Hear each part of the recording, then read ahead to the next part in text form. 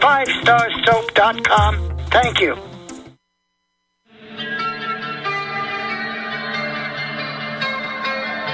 We now take you live to the Central Texas Command Center in the heart of the resistance. You're listening to The Alex Jones Show.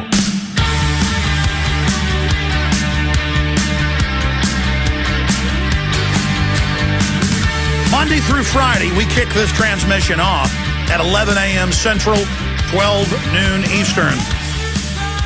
Thank you for joining us. That's 9 a.m. Pacific, 10 a.m. Mountain. Webster Tarpley, Doctor of History, and of course he's also an economist, is joining us here in just a moment to cover a host of issues. Wikileaks, and I haven't really asked his opinion, but he's joined us during the break, and I said, what's your view? And he said, I agree with your analysis on Russia Today yesterday, so it's interesting to hear that he concurs with me with my suspicions of WikiLeaks. We're going to talk about this possible false flag, Japanese say oil tanker attack near the Strait of Hormuz, some type of explosion up against the side of the ship, looking like it wasn't something internal. The Pentagon is looking at it as a terror attack. Remember, Cheney is on record wanting to attack our own ships in the Strait of Hormuz, according to the New Yorker magazine and MSNBC from Cy Hirsch. And how does that tie into the war drums with Ahmadinejad saying he's got intel that the strike on Iran and one other Middle Eastern country, possibly Lebanon or Syria, will happen in the next 3 months. We'll talk about the economy, the deepening depression. Also, Dr. Paul Craig Roberts sent us an editorial yesterday to post up at Infowars.com. We appreciate him giving us his columns. And it just went up this morning. The year America dissolved. And he's predicting a road warrior-type collapse if this Malthusian deindustrialization program continues. I'll cover that after Tarpley leaves us in about 57 minutes from now. And we're going to have open phones later in the next hour. And then in the third hour, phone calls just for military and police about top secret USA. Because it's not just 854,000 private corporate people with the highest security clearance spying on everyone. It's the 3 million police and others being converted over to literal domestic Stasi forces. So that's coming up. Before I go any further, you know the Obama deception has been censored and attacked all over the web and demonized. There have been multiple dirty tricks to bring it down, false copyright claims that we were able to correct 3 months ago. Then the deletion by YouTube and Google 2 weeks ago. It's back up because of protest. Don't let them stop you. Get it and get it out to everyone. Get the hard copy, highest quality DVD with the expanded extras at Infowars.com. Get 4 copies for $19.95 because people are a lot more apt to watch it when it's a beautiful color cover, has the full description on the back. Has everything. The Obama deception. I'm ending this special where you get 4 copies for basically $5 a piece or a little bit less. You can get 10 copies for $39.95 or $3.98 a piece. 10 copies and give them to everyone you know. In fact, go ahead and do your Christmas shopping early. You know, buy 10 of these and give it to everybody you know because this covers the banking takeover, the globalist New World Order Malthusian plan, how Obama's a criminal, continuing the torture, how he's going to launch new wars. This is made a year and a half ago. And it's evergreen. It's more pertinent today than it was then.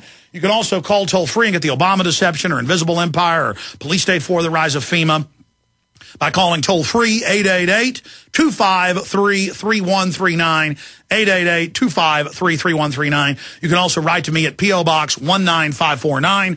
That's P.O. Box 19549, Austin, Texas 78760. That's P.O. Box 19549, Austin, Texas 78760. And I want to thank everybody that buys the books, the T-shirts, the ball caps, the videos. Not only are they great tools to inform yourself to a higher level and wake others up, your purchase also funds the radio show, the news websites, everything we're doing. And where can you say anybody's having a bigger effect than this show? It's quite a responsibility, and we're honored to be here and to be a platform for all these informative guests that we bring on the show, like Dr. Tarpley. Dr. Tarpley, good to have you here with us, sir. Thank you, Alex. So much is happening. We've only got less than an hour with you. You've been deluged by the storm and falling trees. And any time now, arborists may come to the door to cut down the fallen trees. So we're going to move quickly. You've got the floor. WikiLeaks tied into Iran, tied into the unfolding depression, and calls to censor the Internet. Webster Tarpley.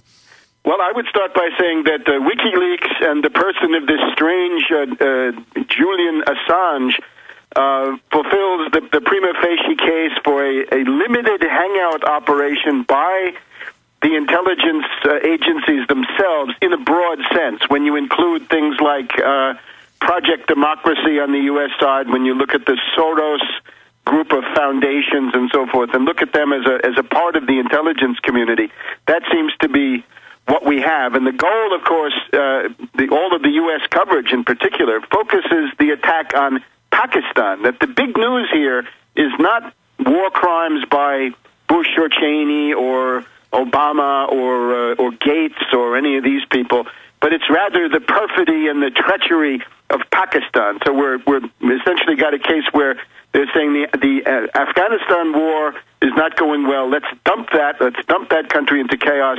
Let's focus on Iran and Pakistan above all. This comes out 1 week, to interrupt, 1 week after they admit, okay, advisors are in Pakistan, U.S. troops are there, Blackwater is there, something they've been denying for 2 years. As the CIA drone attacks intensify, remember a year and a half ago in Mumbai, they blamed General Hamid Gul. He called me and said, I'd like to come on and set the record straight. He says he doesn't want to come on at this time.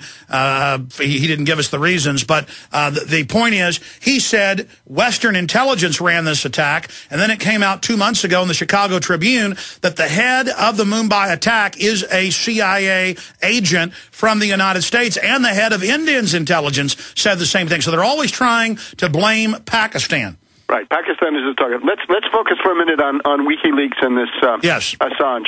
Remember Cass Sunstein, the totalitarian liberal regulations czar in the Obama White House, and he came out with this article some months back where he said what we need to do is to have the cognitive disruption of the 9/11 truth movement. In other words, we've got to put out our own disinformation and try to disrupt and interfere with the process. Yeah, he said that. He said, we'll pose as patriots online to get credibility to attack other patriots. And so that's why you see the COINTELPRO against me, claiming I'm bad, because they know they have no credibility from the government view. They've got to pose as activists while simultaneously pushing to censor the internet. Right, and of course, it's not limited to people coming on with a patriotic or right-of-center profile at all. It includes ultra-left. Full spectrum. That indeed is Soros's specialty. So I think what we have here is a rather sophisticated thing. They don't come on saying, we're neocons and we don't like 9/11 truth. They come on saying, we're the extremely radical, hunted group of rebels and anti-authoritarians, and we're telling you that Pakistan is the devil, which is just exactly what the mainstream media is. And Assange comes out and attacks 9/11 truth. Yes, exactly. And that's this thing in Belfast where he says he's annoyed by 9/11 truth. Let's just look at this.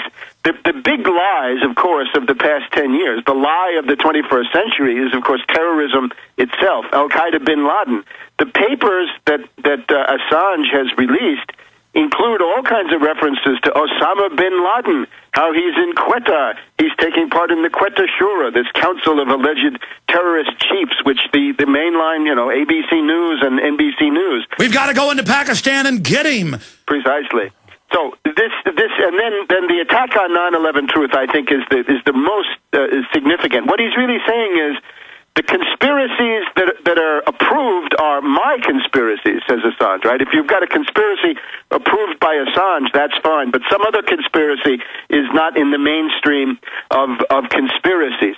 So let's just look at the background. Who is this guy? One of the most obvious things is who pays him? Who pays for this lifestyle that he has? He is a nomad, as we're told, right? He's somebody who jets around the world. He's kind of a jet-set nomad, living out of a backpack, showing up in different parts. He's got a spy profile.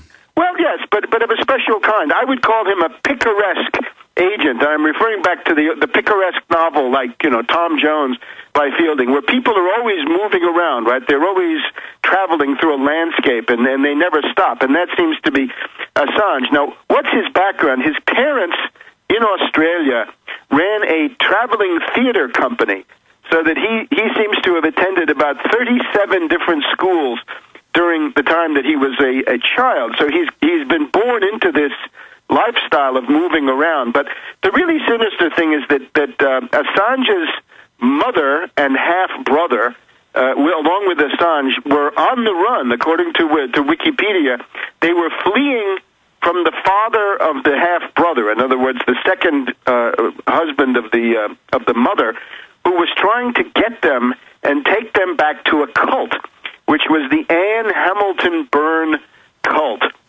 which is essentially a group of people near Melbourne, Australia, who were using LSD as a treatment for children. And what they called therapy was to give a child LSD or psychopharmaca and then lock the child in a dark room. So this is the classic cover for an intelligence agency mind control program. Yes, but the thing that it turns out, and that was the end product of such a cult, are a group of severely impaired specimens. I think one of them might well be Assange.